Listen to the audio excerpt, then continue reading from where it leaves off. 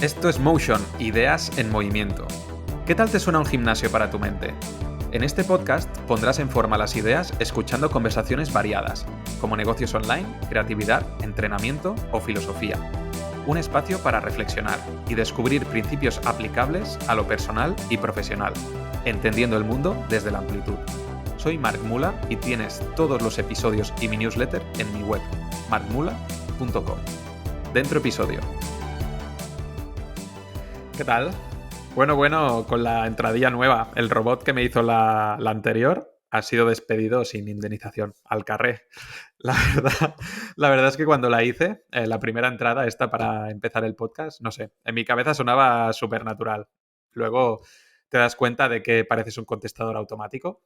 Con suerte le voy pillando el truco a esto de grabar con la idea de tenerte aquí delante poquito a poco.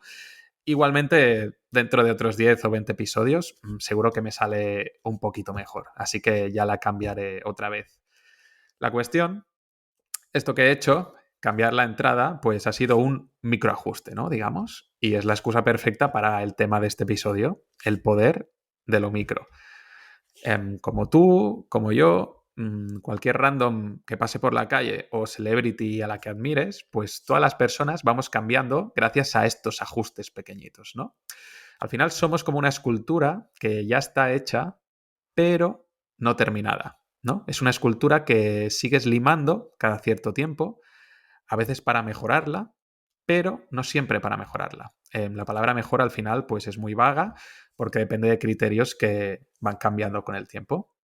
Entonces, somos como una estatua que limamos, porque a veces pues, se está degradando, nos está rompiendo, a veces porque queremos simplemente probar una forma diferente, sin saber todavía si nos gustará más o nos gustará menos, o para adaptarla según pues, si la tenemos que exponer en un sitio con unas reglas o en un sitio con otras reglas, ¿no? Uso la metáfora de la estatua para entender que el ser humano es como una especie de obra inacabada, ¿no? Que nos estamos construyendo continuamente, que somos un proyecto abierto, al menos pues hasta que llega la hora de morir. Y no digo que no pase, pero en este proceso de construcción, pues rara vez hay una gran revolución. Normalmente lo que hacemos pues son pequeños ajustes para desarrollar una habilidad, para cambiar una conducta, para adoptar hábitos, para mejorar un negocio, etcétera. José Cortizo, en el episodio 11, explicaba que en eso consistía, por ejemplo, la profesión del growth hacking. Cuando aplicas growth a un negocio, pues no vas buscando una gran solución, un supercambio que convierta pues, un Seat Ibiza en un Ferrari, ¿no? El growth consiste en ir mejorando las métricas clave de un negocio, pero poquito a poco. Es hacerse una pregunta del estilo, ¿qué está fallando en esta página? Que el 80% de la gente que entra se va en menos de un minuto. Y vas probando. Quizás solo era culpa del titular de la página, o es que los colores de fondo y los textos pues la volvían ilegible, o es que tarda la vida en cargar y la gente se cansa de esperar, ¿no? Es decir, se plantea una hipótesis, se hace un experimento, se sacan conclusiones y luego se hace el microajuste, ¿no? O se plantea una nueva pregunta. A veces las conclusiones son favorables a la hipótesis, pero la mayoría de veces no. O sea que para hacer el microajuste que necesitas, tienes que probar mucho primero. Y eso significa, pues, fallar mucho. Es decir, el microajuste, ya sea con un negocio o con tus hábitos o con tus conductas, implica aceptar que vas a tener que hacer las cosas mal. Y este error va acompañado siempre por su amiga, la incertidumbre. Y esto es lo que decía David Casacuberta en el episodio 13. David decía que el estado natural de las cosas es la incertidumbre. Por eso cuando pruebas algo, te falta, por un lado, la certeza de si va a funcionar, pero también te falta otra certeza, la de si te vas a equivocar. Por ejemplo, ¿quieres dar un salto mortal? Pues para que lo consigas, primero te has de haber roto el culo varias veces. O sea, tienes que haber fallado. Y eso no es agradable, ni metafórica, ni literalmente.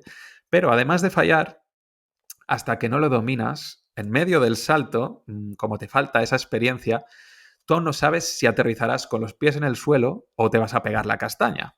O sea, esta mentalidad consiste en que cada vez que quieres ajustar algo sobre ti mismo o sobre un negocio, tienes que aceptar la posibilidad de estar equivocándote.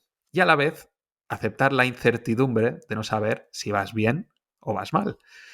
Obviamente, tienes recursos para disminuir esas incertidumbres. Por ejemplo, no es lo mismo pues, ponerte a dar piruetas siguiendo tutoriales de YouTube que contratar a un entrenador de gimnasia olímpica. O sea, el grado de certidumbre sobre si vas bien o no vas bien, pues cambia bastante, ¿no? Es un espectro.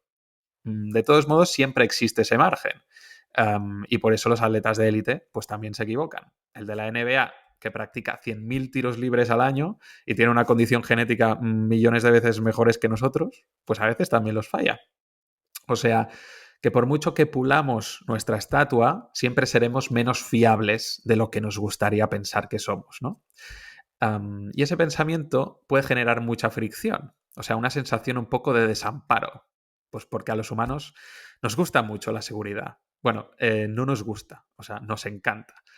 Por eso, en parte, nos autoengañamos tanto, para que todo encaje en nuestra cabeza, aunque la realidad pues diga lo contrario. Queremos respuestas para todo, para minimizar el error y minimizar esta sensación de incertidumbre, ¿no? Hasta el punto de que nos fusionamos con nuestras respuestas y las convertimos en parte de nuestra identidad. Esto se ve mucho en política. Yo creo que la crisis es culpa del capitalismo opresor, o yo creo que la crisis es culpa del Estado. Y entonces cuando te cuestionan lo tuyo, como forma tan parte de tus seguridades, ¿no? Para interpretar el mundo, si estuvieras equivocado, pues esa seguridad desaparecería. Y eso es mucho estrés para el cerebro. Entonces la pregunta es, ¿lo realmente estresante son las cosas inciertas de la vida?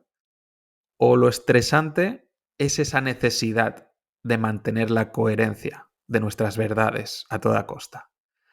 Pues Corti y David, cada uno a su manera, ¿no? Apostaban por lo segundo. Lo estresante no es que nos falten respuestas, lo estresante no es que nos vayamos a equivocar. Lo estresante de verdad es pensar que lo sabemos todo o que estamos segurísimos de algo, ¿no? Porque tienes que estar en guardia constantemente para que no te desmonten el chiringuito este, ¿no? Que tienes montado en tu cabeza. Entonces, el camino estaría en pensar esto de, pues sí, yo creo esto, pero mira, pues me puedo equivocar y no pasa nada. Esto sí que es relajante. Porque cuando piensas así, pues no necesitas ir por la vida señalizando constantemente, demostrando, buscando validación todo el rato. O sea que aunque suene algo antiintuitivo, la incertidumbre de alguna manera es más tranquilizadora, porque te quita muchas piedras de la mochila. Y lo bueno de la incertidumbre es que no necesita que te montes ninguna película, ni que tengas un sistema de pensamiento muy sofisticado. La incertidumbre, como es intrínseca de la naturaleza, de todo lo que ocurre, pues no hay que esforzarse para inventársela. Ya está, ya la tenemos ahí, ¿no? Y lo único que tenemos que hacer es aceptarla. Vale, Marc, chupadísimo, ¿no? Bueno, seguro que tienes súper claro que una cosa es el conocimiento teórico y la otra el práctico, ¿no? Que una cosa es pensar algo, que por un lado es el paso necesario para cambiar, pero al final hay que ponerlo en práctica, hay que integrarlo, ¿no? Vale. ¿Y cómo podemos integrar esta naturalización, esta no tensión con el error, no tensión con la incertidumbre? Pues como te imaginarás, aquí tampoco hay una respuesta segura y cierta. Cada uno ha de encontrar la suya. Pero los ejemplos de los podcasts anteriores, pues me vienen que ni pintados, porque hay ideas muy guays. Por ejemplo, David Casacuberta medita. No a todo el mundo le sirve, pero a ti te puede servir. Hay que plantearse hipótesis, experimentar y sacar conclusiones. Entonces, ¿por qué meditar te puede ayudar a naturalizar la incertidumbre, entre otras cosas? Pues porque, como dicen los budistas, cuando cierras los ojos e intentas observar qué demonios está pasando aquí en tu cabeza, te das cuenta de que la mente es un mono borracho al que ha picado un escorpión. O sea, tu mente es un maldito caos.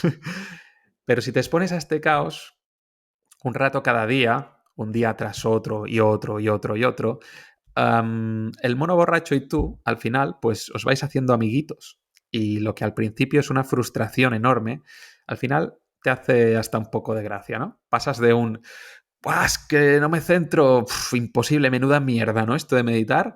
Pasas a un, bueno, pues otro día más en el caos, ¿no? Hasta me ha sentado bien. Me estoy más tranqui. Venga, siguiente. O sea que pruébalo.